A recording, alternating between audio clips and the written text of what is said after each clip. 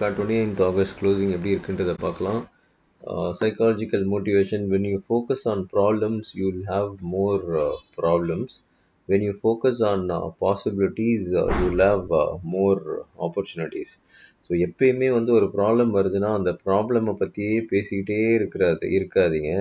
அதனால எந்த ஒரு பிரயோஜனமும் கிடையவே கிடையாது. Because if you keep talking about the problems, the problems only will come மோர். அதனால் ப்ராப்ளமை விட்டுட்டு ஆல்வேஸ் என்ன பாசிபிலிட்டிஸ் இருக்குது, என்ன சல்யூஷன்ஸ் இருக்குன்றத பாருங்கள். பிகாஸ் ப்ராப்ளம் எல்லார் வாழ்க்கையிலையும் இருக்க தான் செய்யும். ஸோ அந்த ப்ராப்ளமை பற்றியே பேசாமல் அடுத்த பாசிபிலிட்டிஸ் என்ன இருக்குது, அதுலேருந்து நம்ம எப்படி வரப்போகிறோம், அதுக்கு என்ன சல்யூஷன் அப்படின்றத பார்த்தீங்கன்னா நிறைய ஆப்பர்ச்சுனிட்டிஸ் உங்கள் கண்ணில் தெரியும். ஸோ இதை நல்லா ஞாபகம் வச்சுக்கோங்க. ஒரு ப்ராப்ளம் ஆகுதுன்னா அந்த ப்ராப்ளமை விட்டுட்டு சொல்யூஷனை நோக்கி போங்க. ப்ராப்ளமை பற்றியே பேசாதீங்க. அது வந்து அட்ராக்ட் ஆகிட்டே இருப்போம். நம்மளை சுற்றி அது நம்ம ஆள் மனசுக்கு வந்து நமக்கு ப்ராப்ளம் தான் பிடிச்சிருக்குன்னு நினச்சிக்கும். ஸோ அதனால் சொல்யூஷன்னே யோசிங்க. பாசிபிலிட்டிஸ் என்ன இருக்குது, அதர் ஆப்பர்ச்சுனிட்டிஸ் என்ன இருக்குன்னே யோசிங்க. கண்டிப்பாக you will get a solution. Okay, technicals படி டெய்லி RSI 39.14, ஒரு 30யும் வரல, 70யும் வரமாட்டேங்குது. அட்லீஸ்ட்டு அந்த ஒரு 23,870 அந்த ரேஞ்ச் வந்தாலாவது அந்த RSI டைவர்ஜென்ஸ் கம்ப்ளீட் ஆகும். அந்த RSI டைவர்ஜென்ஸ் கம்ப்ளீட் ஆகாமல் இப்படியே மார்க்கெட் போயிட்டுருக்கு. எனவே மூவிங் ஆவரேஜ் 50, 20, 10 கீழே தான் மார்க்கெட் ட்ரேட் ஆகிட்டுருக்கு. ஒன்ஸ் மூவிங் ஆவரேஜ் 10 கீழே வந்ததுக்கப்புறமே இப்போ ஆல்மோஸ்ட் 300 பாயிண்ட்ஸ் டவுன் வந்திருக்கு. ஸோ இதுதான் ஒரு ரொம்ப சின்ன விஷயமா இருந்தாலும் இது ஒரு அருமையான இண்டிகேட்டர். ஸோ எந்த விஷயமா இருந்தாலும் நீங்கள் அதை ப்ராப்பராக யூஸ் பண்ணிங்கன்னா அது கண்டிப்பாக உங்களுக்கு பெட்டர் சொல்யூஷன்ஸை கொடுக்கும். வால்யூம் படி FIS கன்யூஸாக செல் பண்ணிட்டு தான் இருக்காங்க அண்ட் DIS பை பண்ணிகிட்டு இருக்காங்க. So this what is happening. கண்டினியூஸாக இது ஆகிட்டே தான் இருக்குது. இதில் மாற்று கருத்தே இல்லை. Okay, F&O open position 7,67,000 contract பப்ளிக்கு பையில் இருக்காங்க. அண்ட் 1,32,000 ஃப்ரெஷ்ஷாக பை பண்ணியிருக்காங்க. அருமையாக ப்ரோ அந்த மொமெண்டம் என்ன மொமெண்டம் ஆகுதோ அது அருமையாக ப்ரோ யூஸ் பண்ணிகிட்ருக்காங்க. ஸோ 2,44,000 கான்ட்ராக்டு செல்லில் இருக்காங்க. செப்டம்பர் மந்த்து கான்ட்ராக்ட் ஆரம்பிச்சிடுச்சு. அப்போவும் பப்ளிக்கு சின்ன ஹியூஜ் பை அண்ட் ப்ரோ கரெக்டாக அதை யூட்டிலைஸ் பண்ணிகிட்ருக்காங்க. Anyway FIS is continues selling தான் இருக்குது.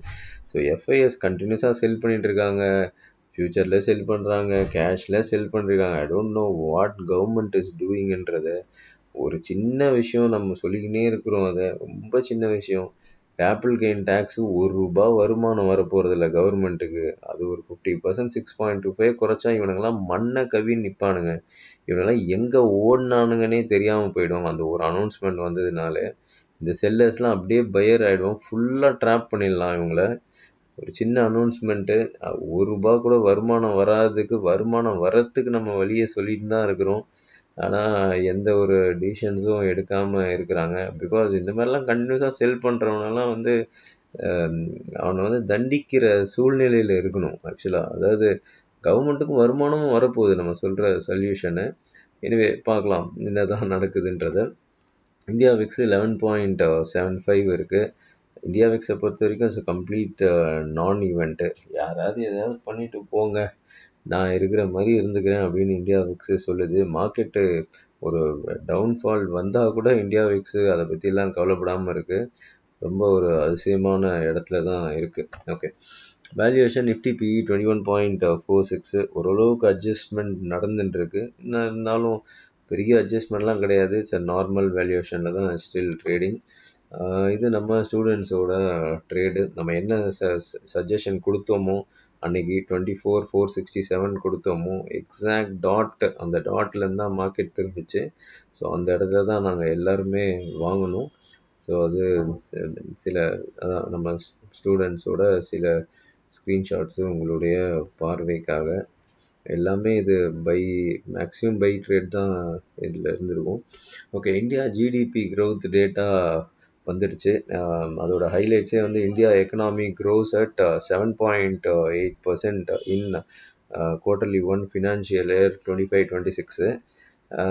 ஒரு அருமையான GDP க்ரௌத் இது. ஸோ ட்ரம்ப் என்ன சொன்னார்னா ஒரு டெட் இந்தியன் எக்கனாமின்னாரு. பட்டு இப்போ இந்தியா என்ன க்ரோ ஆயிருக்கு அப்படின்றத காமிச்சிருக்கோம். ஆஹ் ஒரு ஃபென்டாஸ்டிக் ஜிடிபி growth தான். எனிவே இந்த இந்த டேரிஃபு அதெல்லாம் அப்போ போன குவார்ட்டரில் எதுவும் இன்க்ளூட் ஆகலை. என்னை பொறுத்த வரைக்கும் Trump is losing is value அப்படின்ற மாதிரி இருக்குது. Ego will kill over your. நீங்கள் எந்த பிரசிடெண்ட்டாக இருந்தாலும் ஈகோ இருந்தால் உங்களுக்கு பிரச்சனை தான் அப்படின்றது இதில் கிளியராக தெரியுது. இதை நான் கண்டினியூஸாக சொல்லிக்கிட்டே இருந்தேன். இது ஒன்றுமே இல்லை, டேரிஃப் போடல, ஒன்றுமே போடல. நம்ம பார்லிமெண்ட்டில் ட்ரம்ப்புக்கும் இந்தியா பாகிஸ்தான் வார் ஸ்டாப் பண்ணதுக்கும் சம்மந்தம் இல்லைன்னு சொன்ன உடனே அன்னைக்கு ஈவினிங்கே இந்த இந்த அனௌன்ஸ்மெண்ட்டு இப்படி இல்லாமல் அனௌன்ஸ் பண்ணுவாங்க. ஒரு அவ்வளோ பெரிய கண்ட்ரிக்கு பிரசிடெண்ட்டாக இருக்கிறதே ஒரு கோமாளித்தனமான வேலையாக தான் இதை நான் பார்க்குறேன். பிகாஸ் ஒரு சின்ன ஈகோலாம் இந்த மாதிரிலாம் பண்ண முடியாது. அவங்க எப்படி அதை மக்கள் ஒத்துக்கிறாங்க, எப்படி அவங்க கோர்ட்டு எல்லாம் ஒத்துக்கிறாங்கன்றது தெரில. பட் வர நியூஸ்லாம் பார்த்தா அவங்களே எகெயின்ஸ்டாக இருக்கிற மாதிரி தான் இருக்குது. கோர்ட் ஆர்டரே இல்லை, நீங்கள் போடுற டேரிஃப்லாம் வந்து கிடையாது அப்படின்ற மாதிரி சொல்லியிருக்கிறாங்க. எனிவே மூவிங் ஃபர்தர் அது எப்படி இருக்கும்னு பார்க்கலாம். ட்ரம்ப்புக்கும் இந்த இந்த விஷயங்கள் ஐ திங்க் ஒரு ஈகோனால பண்ணுறதுக்கு எவ்வளோ பெரிய தப்பு அப்படின்றத சீக்கிரமாக ரியலைஸ் பண்ணுற சூழ்நிலை வரும் அப்படின்னு நான் எதிர்பார்க்குறேன். ஓகே, இதான் நம்ம கண்டினியூஸாக சொல்லிகிட்டு இருக்கோம். பட் கவர்மெண்ட்டு வருமானத்தை பார்க்க மாட்டேங்குது. ஜீரோ டேக்ஸாக இருந்தாலும் பரவாயில்ல அப்படின்னு இருக்குது. Okay, we are conducting equity delight training on 14th September. இதுதான் how to beats the world's best fund manager returns அப்படின்ற ஒரு கான்செப்ட் இருக்குது. அந்த கான்செப்டை சொன்னோடனே உங்களுக்கு புரிஞ்சிடும் எந்த ஃபண்ட் மேனேஜர் இருந்தாலும் நம்மளால் பீட் பண்ண முடியும் ரிட்டனை அப்படின்றது. அது சின்ன சின்ன ஒர்க்கு நீங்கள் பண்ண வேண்டியது இருக்கும். ஒன்றும் பெரிய ஒர்க் கிடையாது, சின்ன சின்ன ஒர்க் இருக்கும். அதை பண்ணிங்கன்னா கண்டிப்பாக you can able to beat. So இதுதான் டாபிக்ஸு. ஸோ இன்ட்ரெஸ்ட் இருக்கவங்க ரிஜிஸ்டர் பண்ணுங்கள். இந்தியாவுக்கு ஸ்ட்ராட்டஜி வரும். அந்த ஸ்ட்ராட்டஜியே ஒரு 2000 பாயிண்ட் கிட்டத்தட்ட வருஷத்துக்கு ஆப்பர்ச்சுனிட்டி வரும். ஃபஸ்ட்டு அதை பார்த்துட்டு then you can join. Okay, happy லைஃப்க்காக AstroH3 ஒரு ரெமெடி இருக்கும். அந்த ரெமெடிஸு சக மனுஷங்களுக்கு யாருக்கு ஹெல்ப் பண்ணுறதும் ஒரு டெம்பிள் டு விசிட்டும் இருக்கும். இன்ட்ரெஸ்ட் இருக்கவங்க டிஸ்கிரிப்ஷனில் லிங்க் இருக்குது, யூஸ் பண்ணிக்கோங்க. ஓகே, நம்ம இப்போது சார்ட்டுக்கு வந்துடலாம். ஓகே, இதான் டெய்லி சார்ட்டு. ஸோ மார்க்கெட்டு எப்படி இருக்குது, இந்த இடத்துல எப்படி வந்திருக்குன்றத பார்க்கலாம். இதான் இந்த 2 ப்ளூ லைன் போட்டிருந்தேன். ஆகஸ்ட் மந்தோட ரெசிஸ்டன்ஸ், இது சப்போர்ட் போட்டிருந்தேன். சப்போர்ட் சைடே வரல. இப்போது செப்டம்பர் ஸ்டார்ட் ஆகிடுச்சு. செப்டம்பருக்கு கொஞ்சம் நம்ம இதை சேஞ்ச் பண்ணிக்கலாம். ஓகே, இதை வந்து எக்ஸாம்பிள் 25,000 ஓகே 25,040 எடுத்துக்கலாம். ஓகே, அதுக்கப்புறம் இந்த ரெசிஸ்டன்ஸ் ஏற்கனவே போட்டது 25,153.65. ஓகே, ஸோ ஆகஸ்ட்டில் நம்ம கொடுத்த ரெசிஸ்டன்ஸ்லேருந்து தான் market has come down. Okay, இது நம்ம இதுக்கு வச்சுக்கலாம், செப்டம்பருக்கு வச்சுக்கலாம். ஸோ இந்த ரெட் லைன்லாம் தேவையில்லை. ஸோ இதை வந்து நம்ம ஒரு ரெசிஸ்டன்ஸாக வச்சுக்கலாம். அண்ட் சப்போர்ட்டு இதை நமக்கு இப்போதைக்கு இது தேவையில்லை. So this is the most important part. 23,869.70 முன்ன பின்ன 5-10 பாயிண்ட் வச்சுக்கோங்க, அவ்வளோதான். 23,875லேருந்து 870 அந்த ரேஞ்சை வச்சுக்கலாம். This is the most important support. So இந்த இடத்துல தான் இதே same place RSI divergence place. இந்த இடத்துக்கு வந்துடுச்சு அப்படின்னா அந்த பேட்டர்ன் முடிஞ்சிடும். So I will be very happy இந்த இடத்துக்கு வந்துச்சு அப்படின்னா. பிகாஸ் அதுக்கப்புறம் புது பேட்டர்ன் ஸ்டார்ட் ஆகும். பிகாஸ் ஸ்டில் இந்த பேட்டர்ன் இருந்துக்கிட்டே இருக்குது. எவ்வளோ மேலே போனாலும் ஒரு கான்ஃபிடென்ட் வரவே மாட்டேங்குது. பிகாஸ் இதை இன்னும் ஃபில் பண்ணாமல் இருக்குது, இது இன்னும் ஃபில் பண்ணாமல் இருக்குது, இன்னும் இந்த இடத்துக்கு வராமல் இருக்குது, RSI டைவர்ஜென்ஸ் பிளேஸ் வந்தாகணுமே அப்படின்னு மைண்டில் ஓடிக்கிட்டே இருக்குது. ஒவ்வொரு முறை கீழே வரும்போதும் சரி இதை முடிச்சிடுவான்னு நான் எதிர்பார்த்துக்கிட்டே இருக்கேன். ஆனால் முடிக்கவே மாட்டுறாங்க. ஸோ இப்போவும் சில நல்ல நியூஸ்லாம் வந்துட்டுருக்கு. சரி எப்படி இருக்குது அப்படின்றத நம்ம பார்க்கலாம். Okay, so this is the most important place, RSI divergence place. So அதையும் நம்ம லாஸ்ட் மந்த்துக்கும் அதை வச்சுருந்தோம், இந்த மந்த்தும் வச்சுருக்கிறோம். ஸோ இதை வந்து சப்போர்ட்டாக நம்ம பார்க்கலாம். அண்ட் இந்த இந்த ப்ளூ லைனு இஸ் ரெசிஸ்டன்ட் 2540லேருந்து 25,164 ரெசிஸ்டன்ஸ். திஸ் இஸ் ஆக்சுவலி இந்த 2 லெவலில் நம்ம ஃபுல்லாக செப்டம்பர் ஃபுல்லாக இதை யூஸ் பண்ண போகிறோம். ஆகஸ்ட் இது அருமையான அந்த இடத்துல போனதுக்கப்புறம் மார்க்கெட் ஹஸ் கம் டவுன். நல்ல ஒரு செல்லிங் நடந்திருக்கு அந்த ரெசிஸ்டன்ஸ் வந்ததுக்கப்புறம்.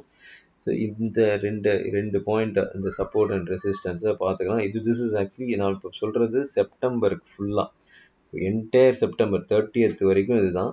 ஸோ இதுக்கு மேலே எப்படி போகுது, இதுக்கு கீழே எப்படி போகுது அப்படின்றது தான் அடுத்த லெவலு. பட் அதெல்லாம் அதுக்கப்புறம் பார்த்துக்கலாம். அங்கே வரும்போது நான் அப்டேட் பண்ணுறேன்.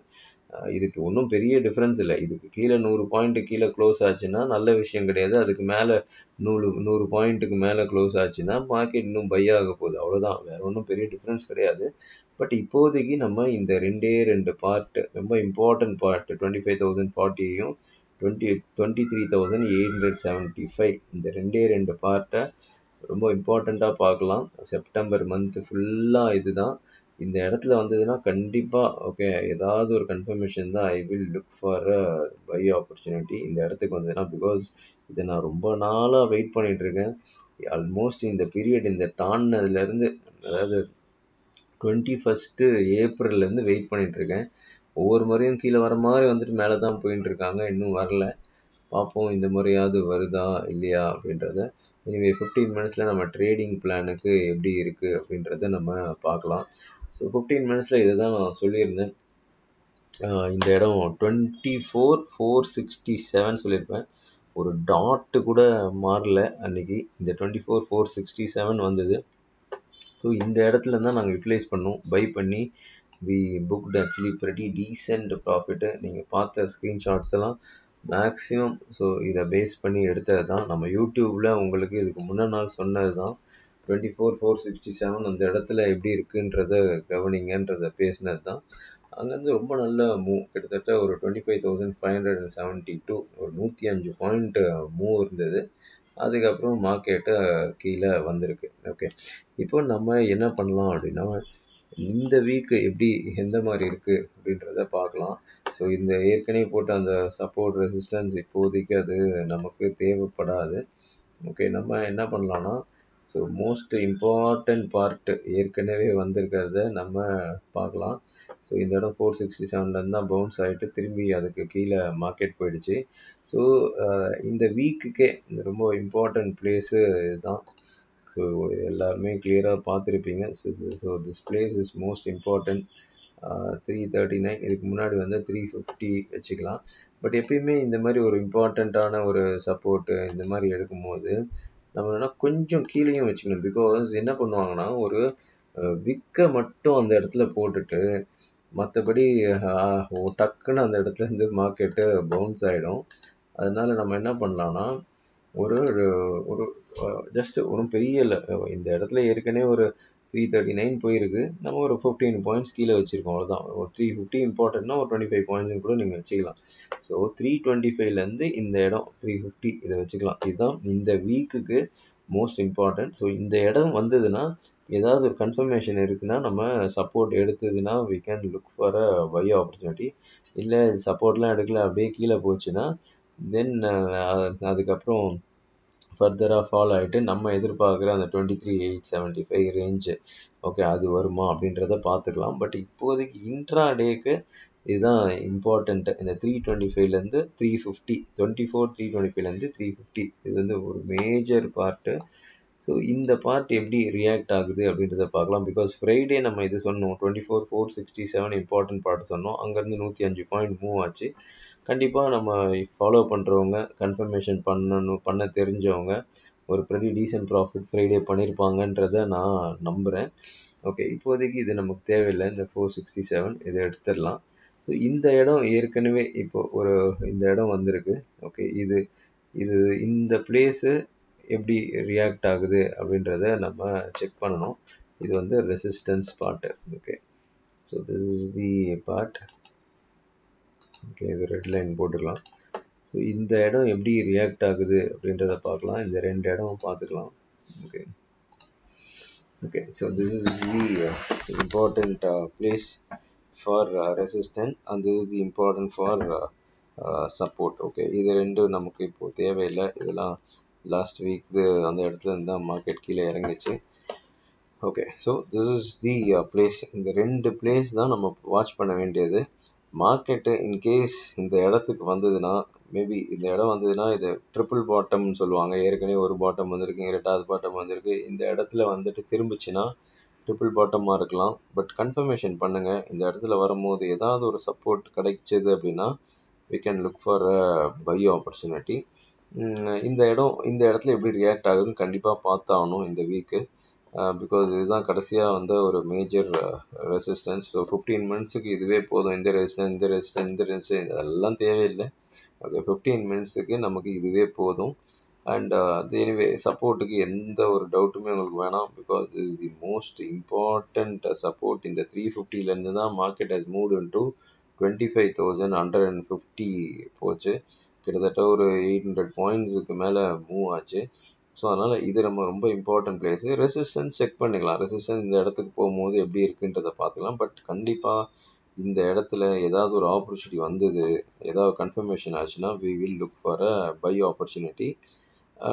ஸோ இப்போதைக்கு இந்த ரெசிஸ்டன்ஸ் வச்சுருக்கோம். ஓகே, இதுதான் நம்ம ஆக்சுவல் பிளானு. பட் நம்ம ஏற்கனவே பேசின மாதிரி இன்கேஸ் ஒரு கேப் அப்போ, ஓகே, கேப் அப்போ இல்லை கேப் டவுனோ ஆச்சுன்னா 30 minutes, because important GDP news இம்பார்ட்டண்ட்டாக தான் இருக்குது.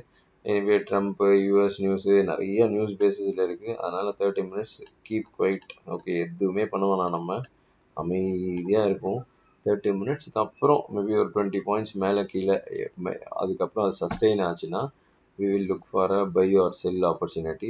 பட் ஆஸ் ஆஃப் நோ இந்த இந்த கேப் அப் கேப் டவுன் நமக்கு தெரியாது. கேப் அப் ஆக போதா, கேப் டவுன் ஆக போதா, அது மண்டே தலைவலி 9:15. இப்போலேருந்தே அதை பார்த்துட்டு இருக்கணும்னு அவசியம் இல்லை. அதனால் கேப் அப் கேப் டவுன் ஆச்சுன்னா இந்த பிளானை வச்சுக்கலாம். நார்மலாக எப்படி ஓப்பன் ஆனாலும் இந்த இடம் இது வந்ததுன்னா okay, we should look for a buy opportunity if any confirmation comes. கண்டினியூஸாக ரெட்டுன்னு கீழே போயிட்டு இருந்ததுன்னா எந்த கன்ஃபர்மேஷனும் வராது, நமக்கு தேவையே இல்லை. பட் இந்த இடத்துல ஸ்டாப் ஆச்சுன்னா யூட்டிலைஸ் பண்ண வேண்டிய இடம் அது. ஸோ மண்டே இதுதான் என்னுடைய பிளானு. உங்களுடைய ட்ரேடிங் பிளானை நீங்கள் பண்ணுங்கள். Thank you so much. திரும்ப இன்னொரு வீடியோவில் உங்களை சந்திக்கிறேன்.